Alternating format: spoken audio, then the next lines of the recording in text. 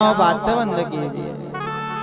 हे राम, गर्मी पड़ने लगी, गर्मी लगी आया। ये काम करते हैं, ये पर्दन खलवाए देते हैं, हवा आएगी सीधी। हाँ,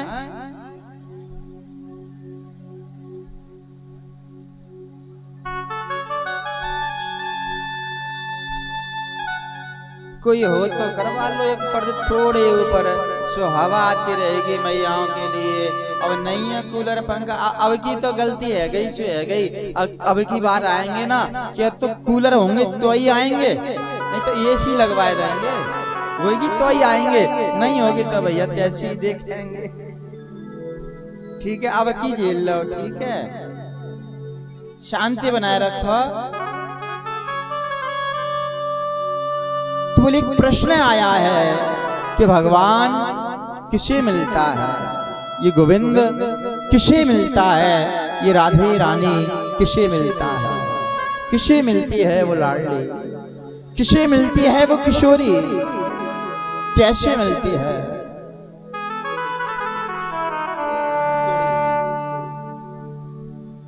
किसे मिलती है वो प्रभु, कैसे मिलता होगा वो, भगवान का दर्शन कैसे होता होगा। बड़ी सुंदर बात है। व्यादस्य चरण ध्रुवस्य च वयो विद्या गजेन्द्रस्य कहा का जाति विदुरस्य यादवपति रुद्रस्य की पौरुषम् कुब्जया किमुतत्र रूपम् माधिकं किं तत् शूयामनोधनम् भक्तया त्रशयन्ति केवलम् परं मया भक्ति प्रियो माधव। बोले प्रश्न ये है कि भगवान किसे मिलता है, वो परमात्मा का दर्शन कैसे होता है। तो बोले भगवान उसे मिलता होगा जो दिन में 10 बार स्नान करता है, सुबह 4 बजे स्नान जो कर लेता होगा उसे भगवान मिलता होगा, उसे लाडली मिलती होगी, उसे श्री जी मिल जाती होंगी जो सुबह स्नान कर लेता होगा। बोले 10 बार स्नान कर कर भगवान मिल जाता होगा। क्या स्नान करने वाले को भगवान मिल सकता है? अगर भगवान स्नान करने से मिल जाए मैया, तो आज हर व्यक्ति दिन में 10 बार स्नान कर ले और शाम को आकर मेरे गोविंद से मिल जाए, लेकिन नहीं मिलता है प्यारे। स्नान करने से, इस दुनिया के जल से, इस दुनिया के शैम्पू से, इस दुनिया के साबुन से प्यारी ये तन पवित्र हो सकता है, ये तन पवित्र हो सकता है, लेकिन मेरे प्रभु को तुम्हारा तन प्रिय नहीं। ये तन तो प्यारे दुनिया वालों का है, मेरे गोविंद को तुम्हारा तन नहीं चाहिए होता है प्यारे। इस तन को रगड़ रगड़ कर कितना भी साफ कर लो, दुनिया वाले रीझ सकते हैं, इस तन से तो प्यारे मेरा गोविंद नहीं रीझता है। मेरा गोविंद तो प्यारे तभी मिलता है, मेरा गोपाल तो तभी मिलता है प्यारे जब इस मन को घिसते हैं, जब इस मन को प्रभु के चरणों में लगा देते हैं, इस मन को सुंदर बना लेते हैं, तब उस मन को सुंदरता को मेरा गोविंद रीझता है प्यारे, तब मेरा गोविंद मिलता है। बोले अगर भगवान स्नान करने से मिल जाए, स्नान करने से भगवान मिल जाए, तो वो मछली दिन रात जमीन में उस जल में पड़ी रहती है, वो मगरमच्छ दिन रात जल में पड़ा रहता है, लेकिन प्रभु से नहीं मिला है। अगर भगवान स्नान करने से मिलता, भगवान ने यहाँ स्पष्ट कर दिया है कि मैं स्नान करने से मिलता हूँ कि नहीं। भगवान ने स्पष्ट कर दिया है बिल्कुल। अगर भगवान स्नान करने से मिलता तो जो कोल भील सर्दियों में 4 महीने स्नान नहीं करते थे, 4 महीने नहाते नहीं थे वो कोल भील, लेकिन जो कोल भील 4 महीने स्नान नहीं किया, मेरे राम जी ने जाकर प्यारे, जिन्होंने 4 महीने स्नान नहीं किया था, मेरे राम जी ने जाकर उन्हें अपने हृदय से लगाया था प्यारे, अपने हृदय से लगाया था। भगवान ने बता दिया कि मैं तेरे स्तन से, तेरे इस स्तन के पवित्र होने से मिलता नहीं हूं। अगर भगवान बोले इस तन से पवित्र होने से मिलता तो उन कोल भीलों को हृदय से नहीं लगाता। दूसरी बात तो बोले भगवान स्नान करने से नहीं मिलते तो भगवान उम्र देखते हो, जिसकी उम्र अधिक होती होगी, 100 वर्ष का होता होगा, उसे भगवान मिलता होगा। बोले भगवान उम्र भी नहीं देखता, भगवान उम्र देखता तो बोले व्याधस्य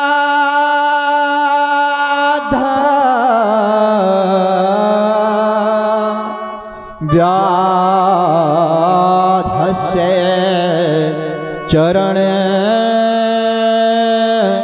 ध्रुवस्य।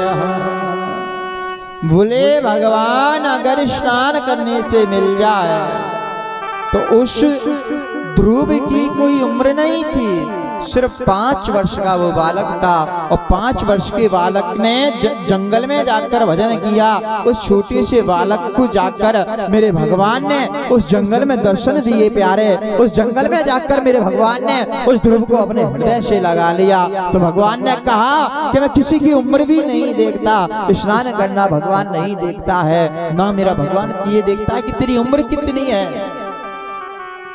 तेरी उम्र कितनी है।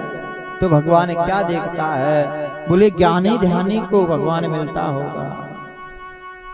बोले जिसने रामायण पढ़ी है, भागवत पढ़ी है, जिसने बहुत ज्ञान एकत्रित कर लिया है,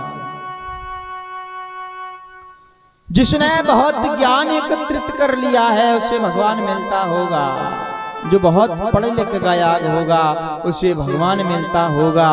जो किसी लायक होगा उसे भगवान मिलता होगा। तो प्यारे मेरा भगवान ये नहीं देखता कि तूने क्या पढ़ा है, तूने क्या लिखा है, तेरी डिग्रियां भगवान नहीं देखता, तेरा पद भगवान नहीं देखता, तू कितना बड़ा धनवान है ये भगवान नहीं देखता, तूने कुछ अपने जीवन में पाया है नहीं पाया ये भगवान नहीं देखता। मेरा गोविंद ना जाने किस गुण पर रीझ जाता है, ना जाने कौन सा वो गुण होता है प्यारे जिस पर वो रीझ जाता है, और जिस गुण पर वो रीझ जाता है प्यारे उसी के घर मेरा गोविंद आ जाता है, उसी के घर ये गोविंद आ जाता है। ये तेरी धन दौलत से, ये तेरे ज्ञान से भगवान नहीं मिलता तो भगवान किससे मिलता है? बोले जात पात तो भगवान देखता होगा, जिसकी श्रेष्ठ जाति होती होगी उसे भगवान मिलता होगा। सो भगवान ने स्पष्ट कर दिया का जाते विदुर यादव पति। बोले भगवान ने कहा कि किसी श्रेष्ठ जाति में घर भगवान जाते होंगे, भगवान ने स्पष्ट कर दिया। बोले क्या जाति थी उस विदुर की? उस विदुर की कोई जाति नहीं थी जिस विदुर के घर मेरे गोविंद जाकर केले के छिलके खाए हैं। मेरे गोविंद ने विदुर जी के घर केले के छिलके खाए। तो बोले ये बात मुझे विस्तार से बताइए कि भगवान विदुर जी के घर केले के छिलके खाने कैसे गए? बोले यदतु राजा स्वसुतान साधुना पुष्पण धर्मणा विनष्ट दृष्टि पुष्पण धर्मणा विनष्ट दृष्टि। बोले भगवान विदुर जी के घर केले के छिलके खाने कैसे गए? कौरव और पांडव बोले कौरव पांडवों पर अन्याय कर रहे थे, तब विदुर जी महामंत्री के पद पर थे और महामंत्री के होने के नाते विदुर जी कौरवों के पास गए और कौरवों से कहा कि कौरव धृतराष्ट्र जी राजा हैं। धृतराष्ट्र जी से कहा कि धृतराष्ट्र जी पांडवों पर जो अन्याय हो रहा है उस अन्याय को होने से रोको, क्योंकि अन्याय जो होता है ना, जब हम किसी के साथ अन्याय करते हैं, जब हम किसी के साथ बुरा करते हैं, तो मैया एक बात याद रखना, जब हम किसी के साथ बुरा करते हैं तो हमारे साथ भला नहीं होता है, हमारे साथ भी बुरा होता है। इसलिए बोले कि अन्याय की बेल पर कभी न्याय का फल नहीं लगता है। धृतराष्ट्र जी को समझा रहे हैं विदुर जी कि धृतराष्ट्र जी से कह रहे हैं कि देखो तुम्हारे घर में जो दुर्योधन है बड़ा कलंकित पैदा हुआ है, ये तुम्हारे वंश को निर्वंश कर देगा, इसलिए तुम इस दुर्योधन को रोको। जो पांडवों पर अन्याय कर रहे हैं उस अन्याय को होने से रोको, उस अन्याय को होने से रोको। तो जरा ध्यान देंगे, जब दुर्योधन ने सुना कि विदुर जी मेरे ही खिलाफ मेरे पिताजी को भड़का रहे हैं, तो आज दुर्योधन कहता है विदुर जी से कि विदुर जी मेरे ही कृपा से तुम्हें मंत्री पद मिला, तू मेरे ही पिताजी को मेरे खिलाफ भड़का रहा है। बोलिए ब्याजी महाराज की।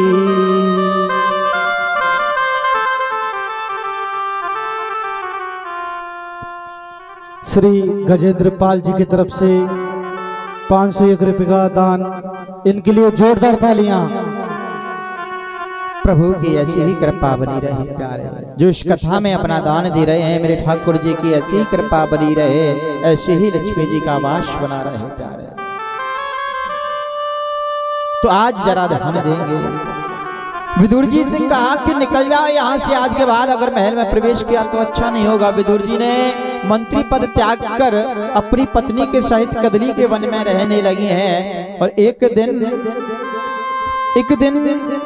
विदुर जी ने अपनी पत्नी से कहा कि देखो क्या बात है, मैं यहाँ मन नहीं लग रहा क्या, अब घर जाना है क्या, घर जाना है तो बस आधे घंटे की बात तो है, उसके बाद आप सभी अपने अपने घर, क्योंकि भोले बाबा का विवाह किया जाएगा। विवाह के पहले कोई जाएगा क्या?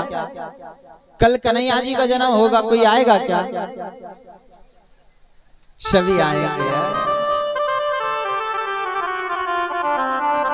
कल कन्हैया जी का जन्म, ब्रज की होली का आनंद आप सभी लेंगे और अधिक से अधिक संख्या में आएंगे। अभी तो बाबा का विवाह किया जाएगा, जरा ध्यान दें। तो आज विदुर जी जब जंगल में चले गए हैं, मंत्री पद त्याग कर अपनी पत्नी के सहित वन में रहने लगे हैं, कदली के वन में। और कदली के वन में जब रहने लगे हैं, कदली के वन यानी केले के वन में रहने लगे हैं विदुर जी। एक दिन विदुर जी ने देखा कि पूरा हस्तिनापुर दुल्हन की तरह सज रहा है, जगह जगह तोरण द्वार लगाए गए हैं, पूरा हस्तिनापुर दुल्हन की तरह सज रहा है। जब विदुर जी ने अपनी पत्नी विदुरानी से कहा जरा ध्यान दीजिए कि भगवान किसे मिलता है, किसके घर भगवान आता है, अगर कुछ बात समझ आ जाए तो शायद वो भाव हमारे अंदर भी आ जाए, और वो भाव अगर हमारे घर मन में आ गया तो शायद हो सकता है कि उस भाव से मेरा गोविंद प्रसन्न होकर तुम्हारे घर भी आ जाए। तो आज जरा ध्यान देंगे, विदुर जी ने